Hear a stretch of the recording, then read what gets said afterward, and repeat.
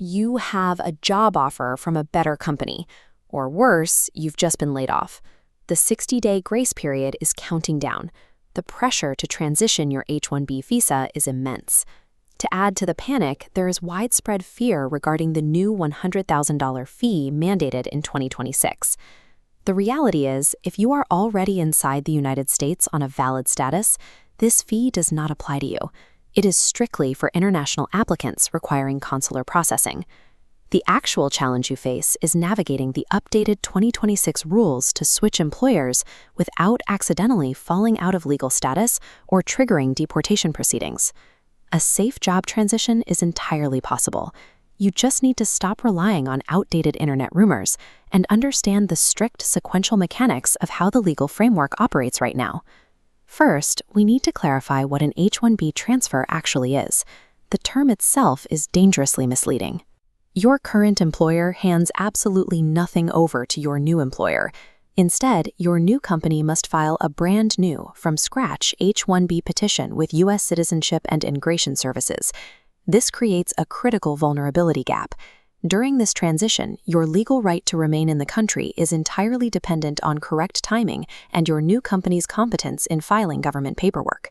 The mechanism that makes this possible without re-entering the annual visa lottery is called AC-21 Portability. If you treat an H-1B transfer like a simple HR paperwork update, you are highly likely to make a timing error that costs you your legal residency in the United States. Most candidates start their search by endlessly scrolling through standard online job boards, looking for any listing that includes the phrase "open to sponsorship." Applying to these generic postings often wastes weeks of your time.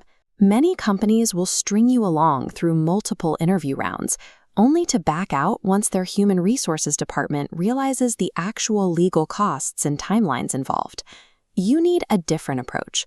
You should target companies using verified government data, specifically the USCIS H-1B Employer Data Hub and Department of Labor disclosure files. This chart compares the high failure rate of generic job boards against the much higher success rate of targeting companies with a proven history of paying immigration fees. By running a company's name through these databases, you can immediately verify if they are active sponsors. Once you have an interview with a verified sponsor, state your exact visa status and timeline boldly during the very first screening call. Filtering out legally unequipped companies on day one protects you from catastrophic offer retractions late in the hiring process. Before you can safely resign from your current job, your new employer must complete a strict sequence of paperwork. Step 1 is filing a labor condition application, or LCA, with the Department of Labor. This timeline illustrates the process, starting with the LCA filing.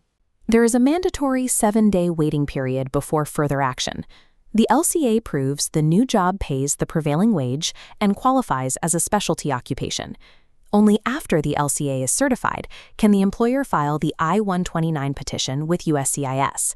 This exact moment, when USCIS issues an I-129 receipt notice, is the point where you gain legal protection.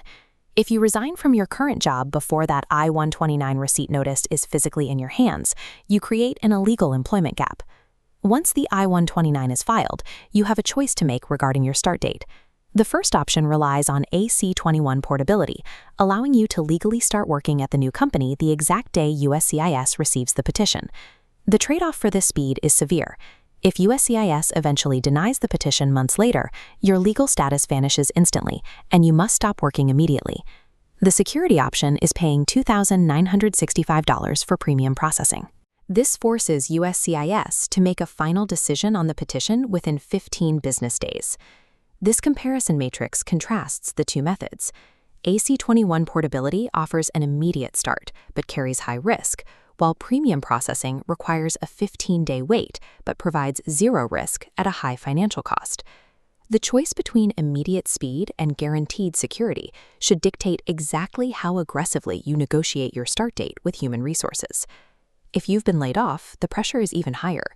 Your 60-day grace period is expiring, and you might not have a new job offer in hand. Historically, candidates in this position would file for a B-2 visitor visa to bridge the gap, buying extra time to stay in the country and hunt for a job. In 2026, adjudicators are aggressively shutting down this loophole. USCIS is heavily denying these B2 applications, explicitly citing active job hunting as an impermissible intent. Relying on a B2 bridge in 2026 is a dangerous trap that can cause your status to collapse, triggering removal proceedings and forcing immediate deportation. There is no one-size-fits-all advice for an H-1B job search. Your next steps depend entirely on which of 3 distinct profiles you fit into in the current market. This matrix aligns 3 profiles to their optimal strategy. The upgrader has leverage, demand premium processing. The laid-off scrambler must file under AC-21 portability before day 60, avoiding the B2 trap. The transitioner, leaving academia, cannot transfer and must enter the wage-weighted lottery. Identifying your specific scenario upfront is the only way to turn confusing immigration law into a precise, actionable career strategy. To help you execute your strategy, visit JobSearch.Community.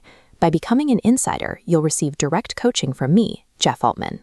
The site offers video courses, books, and guides to help you navigate your career, as well as the option to purchase individual products and services a la carte. If this was helpful, please share, leave a comment, click the like button, and follow the channel so this information can reach and help other people navigating the immigration system.